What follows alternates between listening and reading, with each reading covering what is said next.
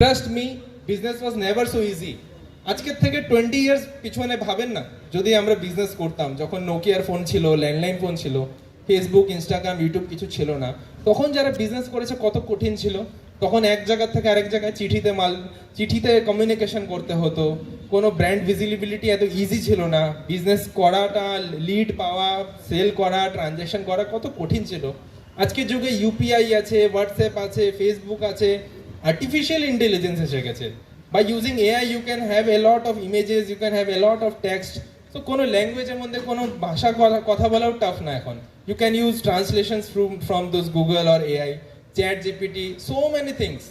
আজকের যুগের মতন বিজনেস করা আর কোনো হতে পারে না। এরপরে যদি বিজনেস না করে, even starting up has become so easy. License Raj চলে গেছে, you can easily register a company within 7 days।